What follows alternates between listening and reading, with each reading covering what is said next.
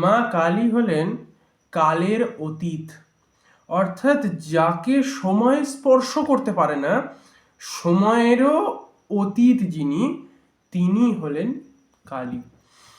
মা কালী তাকে বলা হয় যিনি জগৎ সংসারকে সৃজন করেন, ধারণ করেন, পালন করেন এবং একটি সময় বাদে এই জগৎ সংসারের রূপ পরিবর্তনের জন্য জগৎ সংসারকে ধ্বংসও করেন। তো সব থেকে বড় বিষয়, আজকে এই কালী তত্ত্ব নিয়ে আমি আলোচনা করছি। এই কালী তত্ত্বের মধ্যে আমি সেই সমস্ত বিষয়কে তুলে ধরবার চেষ্টা করব যে বিষয়গুলি নিয়ে সচরাচর কেউ আলোচনা করে না। যেমন সবার আগে একটি প্রশ্ন, মা কালীকে পাগল কেন বলা হয়? যদি উনি দেবী হবেন তাহলে ওনাকে পাগল কেন বলা হয়? কেন উনি পাগল হয়ে কাটতে শুরু করলেন এবং তারপরে কেন এত এত এত এত প্রয়াস হলো, তা সত্ত্বেও ওনাকে থামানো গেল না? আসলে মা কালী হলেন বুদ্ধির অতীত। উনি আমাদের চিন্তার অতীত, সমস্ত কিছুর যে আসল সোর্স উনি হলেন সেই। মা কালীকে বুঝতে পারে এমন সাধ্য কি দেবতাদেরও আছে? দেবতাদেরও সে সাধ্য নেই। যার জন্য মা কালী যখন প্রত্যক্ষ প্রকট হয়ে কখনো হাসছেন, আবার কখনো তীব্র বেগে ক্রোধে ওষ্ঠ দংশন করে এক একটা অসুরকে বধ করছেন, তো দেবতারাও এক্ষেত্রে সম্পূর্ণভাবে কনফিউজড হয়ে গেছিল যে মা কালী অ্যাকচুয়ালি করছেটা কি। উনি কখনো হাসছেন, কখনো ক্রোধ প্রকাশ করছেন, কখনো ভয়ঙ্করভাবে কাটছেন, আবার কখনো মৃন্ময় একটা চিন্ময়ী রূপে যেন একটা প্রস্ফুটিত হচ্ছেন, নিজের ভেতর থেকে যেন ফুটে উঠছেন, যেন নিজেকে যেন আলাদাভাবে ফুটিয়ে তুলছেন। তো তখন যেহেতু দেবতাদের সেই বুদ্ধির পরিসরই ছিল না সাধারণ দেবতাদের, যে মা কালীর সেই শক্তিকে উপলব্ধি করতে পারে বা সেই বিচারকে সেই সময় ধারণ করতে পারে, তো সেহেতু তারা ভেবেছিল যে মা কালী মনে হয় পাগল হয়ে গেছে, ক্রোধে মনে হয় পাগল হয়ে গেছেন এবং তাকে থামানোর জন্য সবাই এবার উঠে পড়ে লেগেছেন। ইন্দ্রদেব সহ অন্যান্য 4 লোকপাল তারা তো কাছে আসবেন না সহজে, তাদের বিশাল ভয়। এই মা কালী খাঁড়া দুলিয়ে দুলিয়ে এমনভাবে যাচ্ছেন, এক একজনের গলা কাটছে, গলা কেটে সেই দিয়ে মালা তৈরি করে ধারণ করছে, মুন্ডমালা। আবার কখনো কখনো অসুরদের হাত কেটে সেই হাত দিয়ে নিজের স্কার্ট টাইপ বানিয়ে দিচ্ছেন।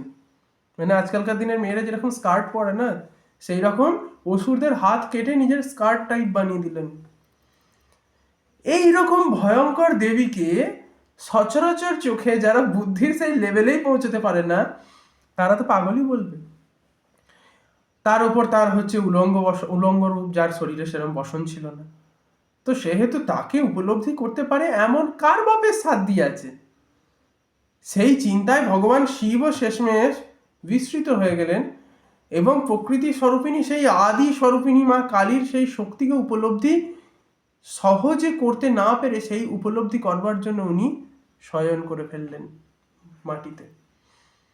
মা কালী যখন শিবের বক্ষে পা রাখলেন, তখন অনাহত চক্র সম্পূর্ণরূপে প্রকট হলো, ওমের সেই বিরাট নাদ উৎপাদিত হলো এবং সেই স্থানে যেখানে মা কালী শিবের বক্ষে পদ রাখলেন, ওই স্থানে মা কালী লীলা করলেন। কিসের লীলা? স্বামীর বক্ষে পা রেখেছি, জিহ্বা তো বার করতেই হবে।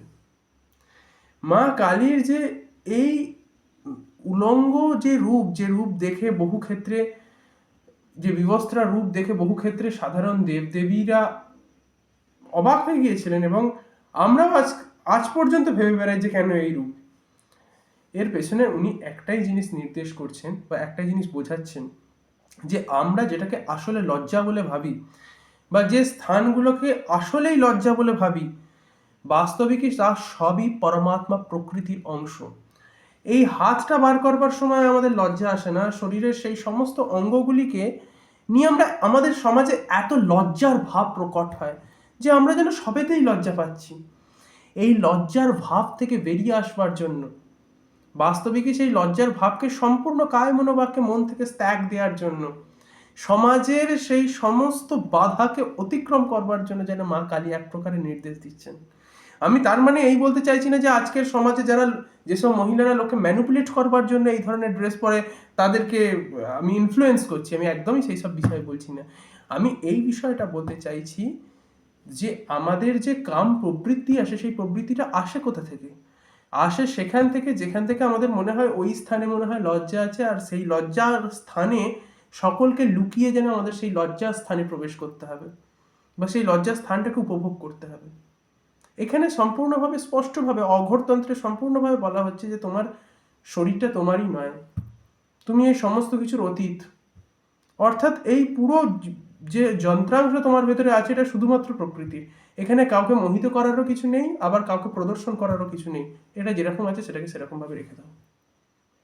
ওই বিষয়টি মা কালী ওখানে ইঙ্গিত করছেন বা বোঝানোর প্রয়াস করছেন। শুধু কি তাই, উনি মাঝে মাঝে হেসে নিজের ভক্তদেরকে কোথাও না কোথাও এই বোধটা দিচ্ছেন যে আমি আছি তোদের রক্ষা করবার জন্য। আবার কখনো ক্রোধ প্রকাশ করে তীব্র বেগে সমস্ত অসুরদেরকে ধ্বংস করছেন এবং তাদেরকে বোঝাচ্ছেন যে আমার ভক্তদেরকে তোদের কোনো ক্ষমতা নেই যে তাদেরকে তুই মারবি, এই কথাটা উনি বোঝানোর চেষ্টা করছেন। তো সেই মা কালী, সেই মহাকালীকে বোঝার ক্ষমতা সাধারণ এইটুকু বুদ্ধিতে কারোর সম্ভবই নয়, অন্তত পক্ষে এই বিচারে সম্ভব নয়। যার জন্য অঘরতন্ত্রের একটি অংশও আছে যেখানে মদ্য, মাংস, মৎস্য, মুদ্রা এবং মৈথুন এই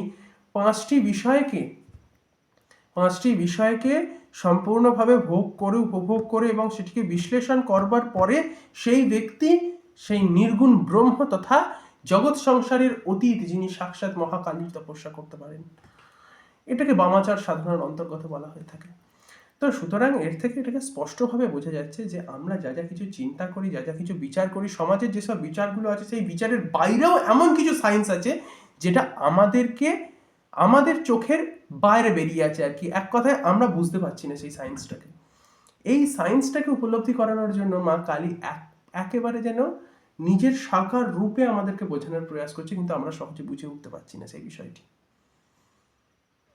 উনি এটা বোঝাচ্ছেন যে অধর্মকে বিনাশ করবার জন্য কতখানি উদ্যমের দরকার হয়, কতখানি হিংস্রতার দরকার হয় যখন প্রশ্ন আসে অধর্মকে নাশ করবার জন্য, যখন প্রশ্ন আসে ধর্মের স্থাপনা করবার জন্য কতখানি উগ্র হতে হয়। এবং এক কথায় সমস্ত নারীদের জন্য তো বিশেষভাবে ইন্সপিরেশনস, কারণ উনি যে শরীর ধারণ করেছিলেন সে এক নারীরই শরীর। তো এটা সব থেকে বড় ইন্সপিরেশনস তাদের জন্য যারা আজকে মনে করে যে নারীরা অবলা। নারীরা কখনো অবলা নয়, তারা নিজেকে এটা বলে রেখে দিয়েছে যে তারা অবলা। আসলে তাদেরকে অবলা বলাটাই মূর্খামি। তার কারণ এই সমাজ তাদেরকে বুঝিয়ে দিয়েছে যে তারা অবলা, প্রত্যেক মোমেন্টে বুঝিয়ে দিয়েছে। মেয়েদের জন্য তো 7টা অবধি কাজ, ছেলেদের জন্য 10টা পর্যন্ত। কেন না মেয়েদের তারপর প্রবলেম হতে পারে, কেন মেয়েরা অবলা, সব জায়গাতেই তাদেরকে বুঝিয়ে দেওয়া হচ্ছে। আসলে তাদেরও ক্ষমতা আছে, তাদেরও শক্তি আছে, তাদেরও উচিত মা কালীকে অনুসরণ করা। তখন তো এই সমাজ বুঝবে আসল মেয়েদের পাওয়ারটা কোন জায়গায়।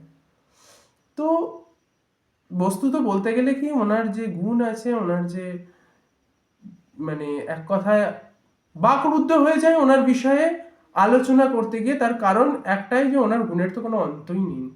উনি শাশ্বত, উনি অবিনাশী, উনি আদি শক্তি, উনি পরাশক্তি, উনি সমগ্র জগতের সৃষ্টিকর্ত্রী, পালনকর্ত্রী এবং ধ্বংসকর্ত্রী। ওনার ইচ্ছাতেই সবকিছু পরিচালিত হচ্ছে। আমি যতগুলো কথা বলতে চাইছি ওনার ইচ্ছাতেই বলা হচ্ছে, এর বাইরে সম্ভবই নয়। এর থেকে বিশেষ আমার কিছু বলবার নেই। আমি হয়তো আরও গুণকীর্তন করতে পারতাম, কিন্তু আজকের মতো সময় প্রায় শেষের দিকে, তাই এইটুকুই। জয় মা কালী বলে আজকের এই অনুষ্ঠানটি শেষ করলাম। ধন্যবাদ।